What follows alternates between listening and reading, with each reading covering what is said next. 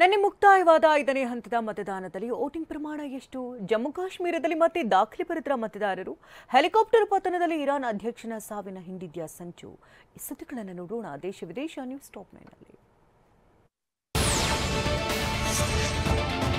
ನಿನ್ನೆ ಲೋಕಸಭೆ 5ನೇ ಹಂತದ ಮತದಾನ ಯಶಸ್ವಿಯಾಗಿ ಮುಕ್ತಾಯಗೊಂಡಿದೆ. 6 ರಾಜ್ಯಗಳು 2 ಕೇಂದ್ರಾಡಳಿತ ಪ್ರದೇಶಗಳ 49 ಕ್ಷೇತ್ರಗಳಲ್ಲಿ ಶೇಕಡಾ 60.5% ಮತದಾನವಾಗಿದೆ. ಪಶ್ಚಿಮ ಬಂಗಾಳದ 7 ಕ್ಷೇತ್ರಗಳಲ್ಲಿ ಶೇಕಡಾ 75.9% ಮತದಾರರು ತಮ್ಮ ಹಕ್ಕು ಚಲಾಯಿಸಿದ್ದಾರೆ.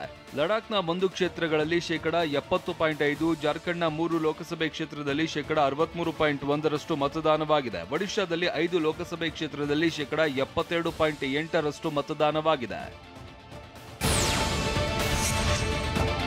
ಇನ್ನು ಉತ್ತರ ಪ್ರದೇಶದ 14 ಲೋಕಸಭಾ ಕ್ಷೇತ್ರಗಳಲ್ಲಿ ಶೇಕಡಾ 57.8% ಮತದಾನವಾಗಿದೆ. ಕೇಂದ್ರಾಡಳಿತ ಪ್ರದೇಶಗಳಾದ ಜಮ್ಮು ಮತ್ತು ಕಾಶ್ಮೀರದ ಬಾರಾಮುಲ್ಲಾ ಲೋಕಸಭೆ ಕ್ಷೇತ್ರದಲ್ಲಿ ಶೇಕಡಾ 58.2% ಮತದಾನ ಆಗುವ ಮೂಲಕ ದಾಖಲೆ ಬರೆದಿದೆ. ಇನ್ನು ಬಿಹಾರದ 5 ಕ್ಷೇತ್ರಗಳಲ್ಲಿ ಶೇಕಡಾ 54.9%. ನಿಮ್ಮ ಉಬ್ಬಿದ ರಕ್ತನಾಳಗಳ ಸಮಸ್ಯೆಗೆ ಎವಿಸ್ ಆಸ್ಪತ್ರೆಯಲ್ಲಿ ಕೇವಲ 30 ನಿಮಿಷದ ಲೇಸರ್ ಚಿಕಿತ್ಸೆಯೊಂದಿಗೆ ಮುಕ್ತಿ ಹೊಂದಬಹುದು.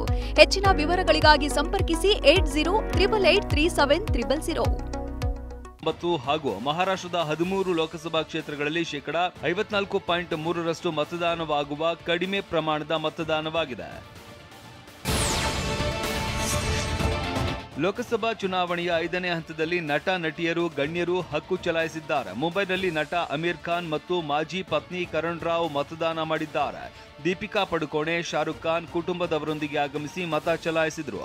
ಬಿಗ್ ಬಿ ಅಮಿತಾಬ್ ಬಚ್ಚನ್, ಐಶ್ವರ್ಯ ರೈ, ಸಲ್ಮಾನ್ ಖಾನ್ ಮುಂಬೈನಲ್ಲಿ ಮತದಾನ ಮಾಡಿದ್ರು. ಮಾಜಿ ಕ್ರಿಕೆಟಿಗ ಸಚಿನ್ ತೆಂಡೂಲ್ಕರ್ ತಮ್ಮ ಪುತ್ರನೊಂದಿಗೆ ಬಂದು ವೋಟ್ ಮಾಡಿದ್ರು. ಲೋಕಸಭೆಯ 5ನೇ ಹಂತದ ಮತದಾನದ ವೇಳೆನೂ ಪಶ್ಚಿಮ ಬಂಗಾಳದಲ್ಲಿ ಹಿಂಸಾಚಾರ ನಡೆದಿದೆ. ಬಾರಕ್ಪೋರ್ನ ವಾರ್ಡ್ ನಂಬರ್ 7ಕ್ಕೆ ಬಿಜೆಪಿ ನಾಯಕ ಕೌಸ್ತುಬ್ ಬಾಜ್ಗಿ ಭೇಟಿ ನೀಡಿದ ವೇಳೆ ಗುಂಪೊಂದು ಬಾಗ್ಜಿ ಕಾರನ್ನ ಸುತ್ತುವರೆದಿದೆ. ಈ ವೇಳೆ ಕೌಸ್ತುಬ್ ಸ್ಥಳದಿಂದ ಕಾಲ್ಕಿತ್ತಿದ್ದಾರೆ. ಈ ವೇಳೆ ಗುಂಪು ಕೌಸ್ತುಬ್ ಕಾರ್ನ ಗಾಜುಗಳನ್ನ ಹೊಡೆದು ಪುಡಿ ಪುಡಿ ಮಾಡಿದೆ. ಇದು ಟಿಎಂಸಿ ಕಾರ್ಯಕರ್ತರ ಕೃತ್ಯ ಅಂತ ಬಿಜೆಪಿ ನಾಯಕರು ಆರೋಪಿಸಿದ್ದಾರೆ.